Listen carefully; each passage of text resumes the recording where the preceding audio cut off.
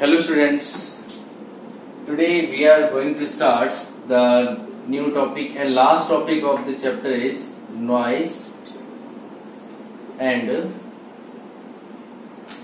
music. This is a completely theory based topic.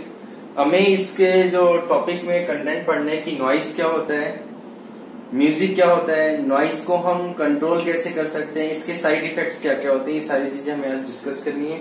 और एक छोटा सा पोर्शन में आपको और बताऊंगा कि working of our human ear, हमारे ईयर की वर्किंग क्या होती है। ये कंप्लीटली थ्योरी बेस्ड है। डायग्राम जो है इसका वो आपकी बुक में अवेलेबल है, ह्यूमन ईयर का डायग्राम।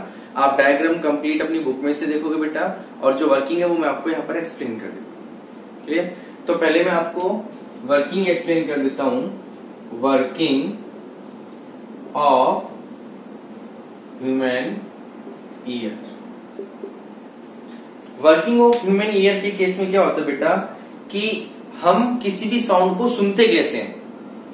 भाई जो भी हमें, जैसे सपोज करो कोई हमें आवाज लगा रहा है तो वो साउंड ही तो हम सुन रहे हैं। किस तरह से हम साउंड को सुनते हैं, उसका क्या प्रोसीजर होता है, that is the working of human year.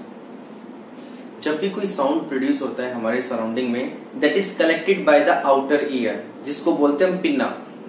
Outer ear का जो पार्ट होता है that is known as pinna.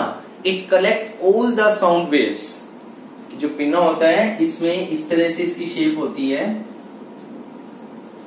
ये सारी की सारी साउंड वेव को कलेक्ट करता है and transfer it into the ear canal. और ईयर कैनाल के थ्रू उसको कहां ट्रांसफर करता है, मिडिल ईयर के अंदर।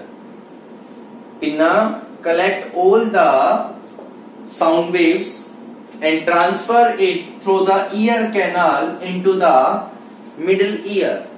मिडिल ईयर पर ट्रांसफर करने से पहले ये जितनी भी वेव्स आ रही है, साउंड वेव्स आ रही है, ये सारी ईयर कैनाल के थ्रू बेटा ईयर ड्रम के ऊपर फॉल्स होती है। किस पे फॉल्स होती है, ईयर ड्रम।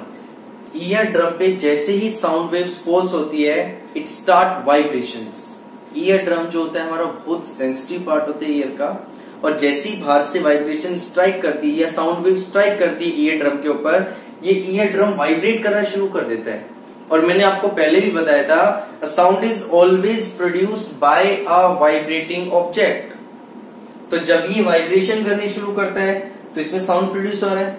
अब ये ईयर ड्रम क्या करता है, जो भी साउंड वेव्स इसने कलेक्ट किए जो इसके ऊपर फॉल हो रही है, वो सभी की सभी मिडिल ईयर के अंदर ट्रांसफर कर देता है।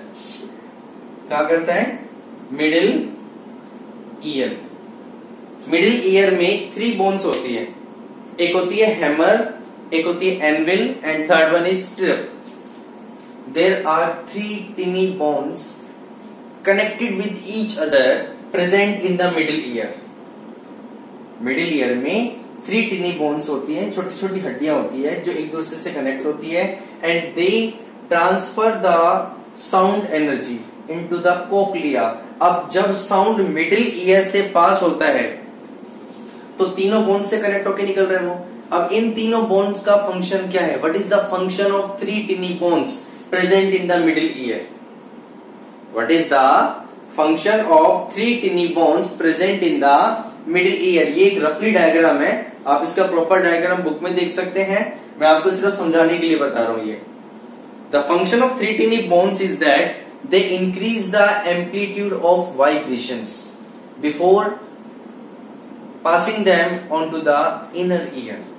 उसको इनर ईयर में ट्रांसफर करने से पहले उसका वाइब्रेशन इंक्रीज कर देती है। कौन, 3 टिनी बोन्स। कौन सी वाइब्रेशन इंक्रीज करती है, जो वेव्स उसके पास आउटर ईयर से आ रही है। ठीक है जी। तो जैसे ही इनर ईयर में ट्रांसफर करती है, इनर ईयर के अंदर जो पार्ट होता है उसको बोलते हैं कोक्लिया। क्या बोलते हैं जी, कोक्लिया।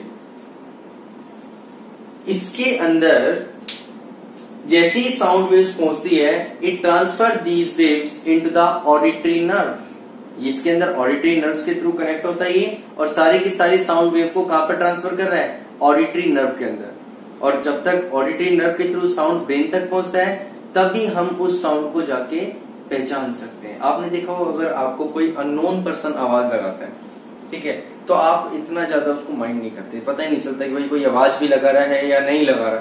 क्यों, हमने कभी वो साउंड सुना ही नहीं है पहले। क्लियर हुआ ना। अब जैसे ही कोई नॉन पर्सन है वो हमें पीछे से बोल रहे हैं तो हम आवाज सुनते एक साथ ही पीछे घूमते, क्यों? क्योंकि उसका जो साउंड प्रोड्यूस हो रहा है, उसकी जो वॉइस है वो हमारे को पता है पहले से, वो हमारे ब्रेन में स्टोर है। तो जैसे ही साउंड वेव स्ट्राइक करती है ऑडिटरी नर्व के थ्रू ब्रेन के अंदर, तो ब्रेन उसको रिकॉग्नाइज करता है कि हाँ ये साउंड नॉन साउंड है। और जब भी हम उसके ऊपर कोई ना कोई एक्शन लेते हैं कि हम पीछे मुड़ के देख रहे हैं या हम उसको आवाज लगा रहे हैं, हम उसको रिप्लाई कर रहे हैं, that is the case of brain. क्योंकि बिना ब्रेन के हम किसी भी चीज को नहीं समझ सकते। चाहे हम किसी अननोन पर्सन को देख भी रहे हैं तो भी उसमें सबसे बड़ा रोल होता है बेटा ब्रेन का। ब्रेन ही उसको पहचानता है, ब्रेन ही उसको पहचानने से इनकार करता है। जो चीज पहले से ब्रेन के अंदर मेमोराइज है, ब्रेन उसको इजीली पहचान सकता है। जो ब्रेन के पास मेमोराइज नहीं है, ब्रेन उसको नहीं पहचान सकता। क्लियर हुआ? तो जो भी साउंड इनर ईयर के अंदर आता है, इसमें काफी हेयर सेंसेशन सेंस प्रेजेंट होते हैं कॉक्लिया के अंदर, which transfer the sound energy through the auditory nerve into the brain। और देखो इतने ये जो प्रोसेस हो रहा है पूरा का पूरा, ये एक माइक्रो सेकंड का प्रोसेस है। हम सुनते के साथ ही आवाज को पहचान लेते हैं। ये जो प्रोसेस ही है बहुत बड़ा दिखा रखा है, बट होता बहुत छोटा प्रोसेस है, मतलब कम टाइम के अंदर ही process complete. So this is the working of human ear की हम किस तरह से साउंड को पहचानते हैं, किस तरह से हम साउंड को सुनते हैं, कौन कौन से इसके पार्ट्स हैं, इसको अच्छे से रिवाइज करने बेटा आपको। अब बात करते हैं हम इसके अंदर नॉइस और म्यूजिक। पहले हम इसके अंदर केस लेते हैं किसका? नॉइस का। What is the meaning of noise? Unpleasant sound, the sound which is unpleasant to hear. जो साउंड हमें सुनने में अच्छा नहीं लगता उसको क्या बोलते हैं हम? नॉइस बोलते हैं। आपने देखा होगा हम अपने चारों तरफ पूरे दिन अलग अलग तरह का साउंड सुनते हैं। भाई अगर हम रोड पे जा रहे हैं तो वहां पर व्हीकल्स के हॉर्न बज रहे हैं, उनका साउंड प्रोड्यूस हो रहा है, इंजन का साउंड प्रोड्यूस हो रहा है, ठीक है जी। हम किसी भीड़ भाड़ वाले इलाके में खड़े थे, वहां लोग बाग बोल रहे हैं, और भी अदर साउंड प्रोड्यूस हो रहा है, कोई हॉर्न बजा रहा है, कोई कुछ कर रहा है, इस तरह का साउंड प्रोड्यूस हो रहा है। अगर हम घर पर ही बैठे हैं, कोई दूसरे रूम में कोई काम हो रहा है, जैसे ड्रिल मशीन चल रही है या किसी बाहर जगह पर किसी के लैंटर डल रहा है तो वो मशीन ऑपरेट हो रही है, उसका साउंड प्रोड्यूस हो रहा है। तो there are variety of sound produced by the different objects in our surrounding. The sound which is unpleasant to hear, जो साउंड हमें सुनने में अच्छा नहीं लगता उसको क्या नाम देते हैं जी हम? नॉइस। इसके अंदर जो पैटर्न बनता है बेटा, the pattern of the vibrations of noise is irregular और नॉन पीरियोडिक पैटर्न। मीन्स इसका जो पैटर्न बनता है नॉइस का, मतलब एक रेगुलर पैटर्न नहीं आ रहा। कभी ज्यादा आवाज है, कभी कम आवाज है, कभी कोई साउंड आ रहा है, कभी कोई साउंड आ रहा है। Means non periodic. पीरियोडिक मतलब एक रेगुलर टाइम में, नॉन पीरियोडिक मतलब not in a regular time, that is known as noise. Clear हुआ? The sound which is unpleasant to hear is known as noise. और इसकी just opposite, the sound which is pleasant to hear is called music. क्योंकि music के case में क्या होता है, उसमें जो साउंड वेव्स प्रोड्यूस हो रही है वो पीरियोडिक एंड रेगुलर वेव्स के अंदर प्रोड्यूस होता है साउंड। नॉइस की अगर हम बात करें, इसके अंदर ऐसे बहुत से कॉन्सिक्वेंसेज होते हैं नॉइस की, क्या क्या फैक्टर्स हैं, नॉइस से क्या क्या होता है। तो पहले मैं आपको पॉइंट्स बता देता हूं। अगर हम कॉन्टिन्यूअसली 90 डेसिबल या इससे ज्यादा का साउंड सुनना शुरू करते हैं तो इट विल बिकम अनप्लीजेंट और वो नॉइस पोल्यूशन क्रिएट करता है। क्या करता है बेटा? Noise pollution. तो उसी चीज के लिए यहाँ पर कुछ फैक्टर्स हैं, कुछ कॉन्सिक्वेंसेज हैं कि नॉइस पोल्यूशन से क्या क्या होता है। देखो सबसे बड़ी प्रॉब्लम की अगर हम बात करें, अगर हम ज्यादा देर तक लाउड म्यूजिक के अंदर सॉन्ग सुन रहे हैं, ठीक है, या मूवी देख रहे हैं कोई, तो उससे क्या होगा, हमें इरिटेशन होना शुरू हो जाती है, सर में दर्द होना शुरू हो जाता है, ठीक है जी। और ये किसका इफेक्ट है? नॉइस पोल्यूशन का। अगर ज्यादा से ज्यादा हम लाउड म्यूजिक सुन रहे हैं तो it is not good for our health. High blood pressure is just because of noise pollution. अगर हम ज्यादा साउंड सुन रहे हैं, ज्यादा शोर शराबा कर रहे हैं। क्लियर हुआ? दूसरा, अगर हम इसकी बात करें, नॉइस पोल्यूशन से हम हाइपरटेंशन के शिकार हो जाते हैं, हमें रात को नींद नहीं आती है। और सबसे बड़ी प्रॉब्लम क्या होती है, नॉइस पोल्यूशन से हमारी कंसंट्रेशन जो होती है वो खराब हो जाती है, किसी भी वर्क में कंसंट्रेशन नहीं हो पाती। इसीलिए कहते हैं कि जब भी हम पढ़ते हैं तो हमेशा एक साइलेंस रूम के अंदर पढ़ना चाहिए, मतलब जहां पर कोई साउंड प्रोड्यूस ना हो, ऐसे रूम के अंदर पढ़ना चाहिए। क्योंकि अगर हम जिस जगह पढ़ रहे हैं वहां टीवी चल रहा है या कोई म्यूजिक सिस्टम चल रहा है तो क्या आपकी कंसंट्रेशन वहां लग पाएगी? नहीं लग पाएगी। So lack of concentration just because of noise pollution. समझ में आया? ऐसे ही अब इसके इफेक्ट, मतलब हम इसको रिड्यूस कैसे कर सकते हैं नॉइस पोल्यूशन को? We can reduce the noise pollution by the following method. Means जैसे अगर हम बात करें, we should minimise the use of horn. हमें जो हम व्हीकल्स में हॉर्न यूज कर रहे हैं उसको मिनिमाइज करना चाहिए। मिनिमाइज मीन्स अननेसेसरी हमें हॉर्न नहीं बजाना चाहिए। क्लियर? जितने भी व्हीकल्स होते हैं सबके अंदर हमेशा साइलेंसर लगाना चाहिए। साइलेंसर से क्या होता है, आवाज कम हो जाती है, रिड्यूस हो जाता है साउंड जो प्रोड्यूस हो रहा है। आपने देखा हो कई लोग साइलेंसर फटवाते हैं, पीछे से बहुत तेज आवाज आती है, साउंड प्रोड्यूस होता है, दैट इज द नॉइस। तो हमें साइलेंसर का यूज करना चाहिए। इसके बाद जितने भी इंडस्ट्रियल एरिया है या एयरपोर्ट है, इन सबको रेजिडेंशियल एरिया से दूर शिफ्ट करने चाहिए। क्योंकि जब एयरपोर्ट की अगर हम बात करें तो कोई भी फ्लाइट जब टेक ऑफ होती है या लैंड होती है तो उसमें बहुत ज्यादा बेटा साउंड प्रोड्यूस होता है, which causes the noise pollution. Industries के अंदर काफी बड़ी बड़ी मशीनें चलती हैं, जब वो मशीनें चलेंगी तो उसके अंदर साउंड प्रोड्यूस होगा। तो हमें ऐसे मटेरियल का यूज करना चाहिए, ऐसे डिवाइस का यूज करना चाहिए जो उस साउंड को रिड्यूस कर सके, मिनिमाइज कर सके। जितनी भी रिलीजियस प्लेसेस है वहां पर हमें लाउड स्पीकर को बैन करना चाहिए, क्योंकि जो लाउड स्पीकर बजते हैं दे causes the noise pollution.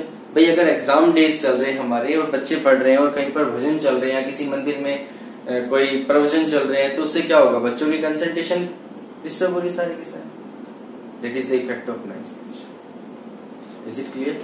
So by using these methods we can reduce the noise pollution. जितने भी साइलेंस जोन है हमें वहां पर हॉर्न का यूज नहीं करना चाहिए। जैसे हॉस्पिटल है, स्कूल्स है, कॉलेजेस है, वहां पर हमें यूज नहीं करना चाहिए, क्योंकि हम अगर अननेसेसरी हॉर्न बजाएंगे तो क्या होगा, जो बच्चा पढ़ रहा होगा उसकी कंसंट्रेशन खराब होगी। भाई ये सारे किसके इफेक्ट है? ये नॉइस पोल्यूशन के तो इफेक्ट है।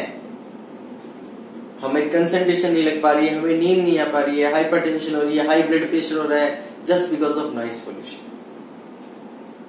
तो हमें इसको रिड्यूस करना चाहिए, क्योंकि नॉइस पोल्यूशन जितना ज्यादा होता है उतना ज्यादा हमारे हेडेक होना शुरू हो जाता है। कितने ज्यादा शोर शराबा पसंद नहीं आता कई बार, जब ज्यादा शोर मचता है तो टीचर्स भी, आपने देखा अगर आप लोग क्लास में बहुत ज्यादा शोर मचा रहे हो तो टीचर्स का पहला वर्ड क्या होता है, प्लीज बी साइलेंट, कि चुप रहो, शांत रहो। क्योंकि जितना ज्यादा साउंड होगा, जितनी ज्यादा नॉइस होगी उतना ज्यादा गुस्सा आएगा, उतनी ज्यादा कंसंट्रेशन भी खराब होगी। क्लियर? अब बात करते हैं हमारे म्यूजिक की, कि what is the music. Music which is pleasant to here.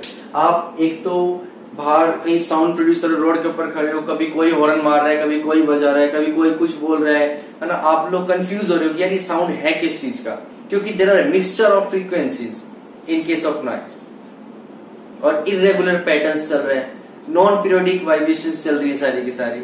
और वहीं पर अगर आपके कान में 2 हेडफोन लगा दिए जाते हैं और आपके साथ कोई सॉन्ग चला दिया जाता है तो आप उसको प्लीजेंट होकर सुन रहे हो, बहुत आराम से सुन रहे हो। This is the music, the sound which is pleasant to hear, and it always consist of the periodic vibrations. एक रेगुलर टाइम इंटरवल के अंदर वाइब्रेशंस चलती हैं, उसको बोलते हैं जी हम music. Always pleasant to hear, हम बोलते हैं माइंड को रिफ्रेश करने के लिए हम एक सॉन्ग सुन रहे हैं, दैट इज द म्यूजिक। और म्यूजिकल इंस्ट्रूमेंट्स भी जो होते हैं वो भी उनका भी पीरियोडिक वाइब्रेशन चलती है। जैसे कई तरह के इंस्ट्रूमेंट्स होते हैं, गिटार है, ठीक है, सितार है, वीणा है, या ढोलक है, तबला है, हारमोनियम है, पियानो है, फ्लूट्स है, ये सारे के सारे म्यूजिकल इंस्ट्रूमेंट्स हैं। When they play a musical sound is produced. Is it clear? So that is the big difference between the music and the noise.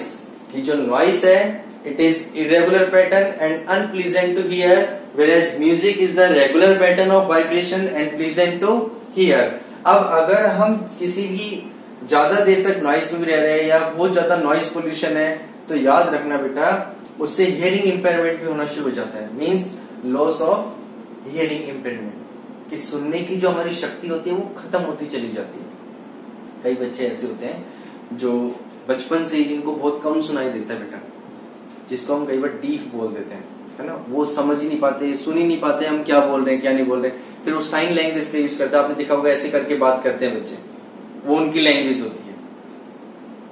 तो कई बार इस कंडीशंस को दूर करने के लिए, या जैसे जिसको कम सुनता है उसके लिए हियरिंग एड का यूज किया जाता है, कुछ डिवाइस यूज की जाती है, उनके कान पे लगाई जाती है, जिससे वो क्या होता है, जो सुन रहे हैं उसका एम्पलीट्यूड इंक्रीज हो जाता है उस डिवाइस के थ्रू, जिससे उनको साफ सुनाई देना शुरू कर देते हैं।